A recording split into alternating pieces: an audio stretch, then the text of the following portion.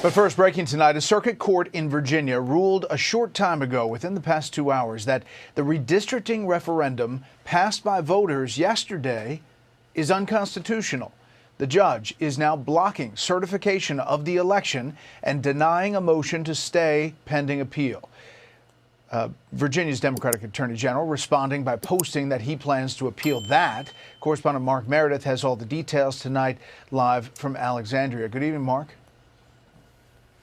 Brett, good evening to you. Plenty of new drama here in the Commonwealth tonight. Republicans are challenging the legality of yesterday's ballot measure. They have asked a judge to throw out the case, essentially to wait for it to happen. An injunction was issued. The judge agreeing. Democrats, as you mentioned, say they are going to appeal, that there's no merit to this case, that they believe this is an attempt to override the will of the voters. Either way, Brett, this is creating a lot more chaos ahead of November's midterms. Donald Trump and Republicans launch this gerrymandering war. We're going to finish it. Tonight, Democrats are claiming victory after Virginia voters narrowly approved a referendum giving state lawmakers power to redraw congressional maps this year, likely shrinking Republican representation from 5 House districts to 1. It's a hyper-partisan gerrymandering boondoggle. Critics accuse Virginia's Democratic governor, Abigail Spanberger, of flip-flopping after previously calling gerrymandering detrimental to democracy. She says it's now justified after Texas redrew its maps. We want to respond to what we see other states doing at the request of this president. Republicans say the fight's not over. The state Supreme Court has yet to rule if the referendum was legal to begin with. We believe we have a very strong case before the state Supreme Court. Today, President Trump, without proof, said the race was rigged, adding, "Let's see if the courts will fix this travesty of justice." Multiple states have already redrawn maps this year. Republicans say they've likely increased the majority by 3 to 5 seats in Texas. Democrats say the same in California. Both parties making smaller gains in Utah, North Carolina, and Ohio, with Democrats now holding to a 2 to 4 seat gain overall. Next up, Florida, where a proposal meant to gain Republican seats may be unveiled as soon as next week. Top Democrats are vowing to spend millions to fight back. Today, Governor Ron DeSantis said, "Bring it on." Please be my guest. I will pay for you to come down to Florida and campaign. I'll put you up in the Florida governor's mansion. Other states are also looking at redistricting, including Louisiana and Missouri, but some court cases have slowed down the process, and the states are also eagerly awaiting a ruling from the Supreme Court when it comes to the Voting Rights Act, which could limit the role race plays when it comes to drawing new voting maps. So just before the lower court ruled on the constitutionality, or rather lack thereof, of the Virginia gerrymandering, AOC had some comments on what she saw here. Let me play this and then I'll get to the details of just how egregious this effort was by the Democrats. Around ethical campaign. What do you make of Republicans saying that Virginia, you guys getting Democrats getting 10 wow. It's totally unconstitutional. Listen, and wrong. Democrats have attempted and asked Republicans for 10 years to ban partisan gerrymandering. And for 10 years, Republicans have said no. Republicans have fought for partisan gerrymanders across the United States of America, and these are the rules that they have set. And so if the Republican Party wanted to start this, they did this in North Carolina. They drew out 3 Democratic members of Congress in North Carolina. They drew out in Texas. They redid Texas. What they're just mad at is that they have been accustomed to a Democratic Party that rolls over, doesn't fight, and takes everything sitting down. And what they're mad at right now is that we are here in a new day. And we have been asking the Democratic Party to stand up and fight, and now they did, and now the Republican Party doesn't like the fact that they are fighting against someone who actually will stand up for the American people. So if Republicans decide that they would like to revisit a ban on partisan gerrymandering, I welcome them. We have the bill right here to end this all today, but they don't want to because they like pursuing and continuing to enact an unfair electoral landscape. And I don't know about you, but I just love the fact that there's microphones all over AOC, right? That she's literally the worst person to be fronting the Democrat message. Wah, wah, wah is how she opens it up. Well, this is what the wah wah wah actually did to the Republican representation in the state. As you can see here from this picture, that this was the previous district before the referendum.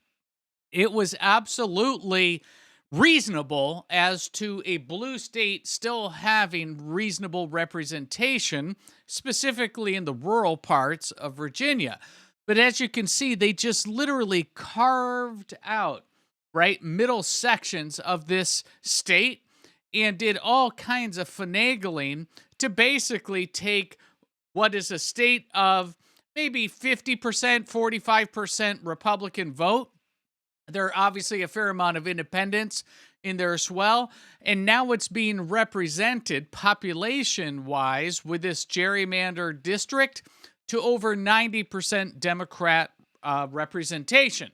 So the constitutional argument here that the lower courts made is that you're not actually, by this gerrymandering and this egregious one, if you look at the peninsula that shoots out into the Appalachian Mountains right there in the middle of the bottom picture, well, it's just not representing the way people are voting in those districts, and they're doing these carve-outs.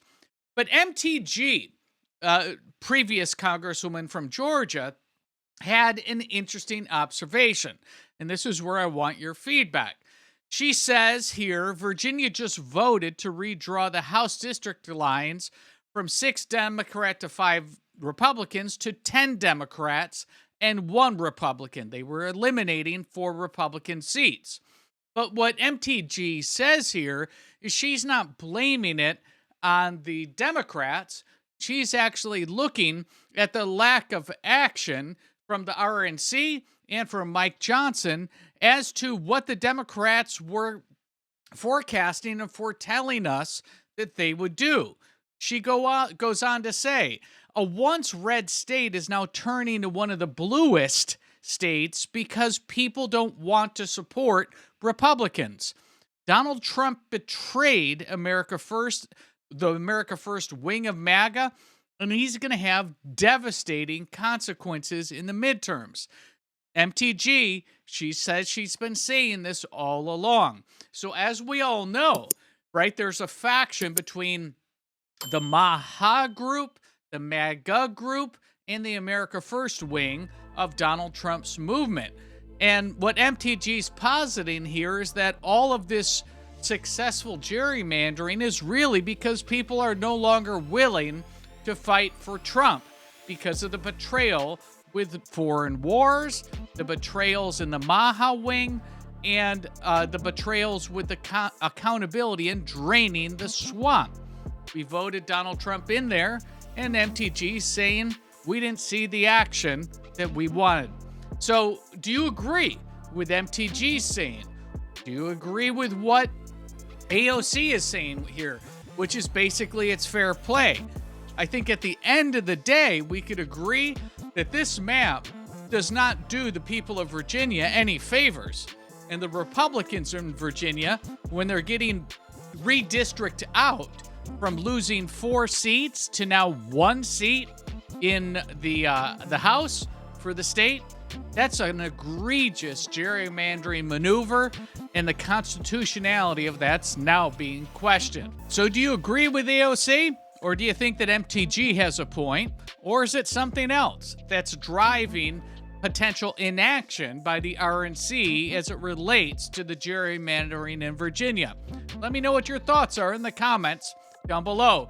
Our very next story is, incidentally, one that you're not going to want to miss. Because along the lines of the pandering Democrats, well, Tom Homan has a message to Pope Leo.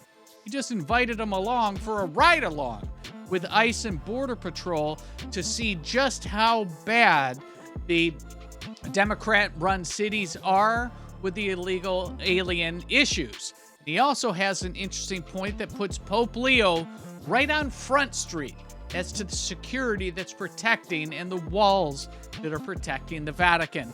All of that's in our next story. You're not going to want to miss it. It's coming up next.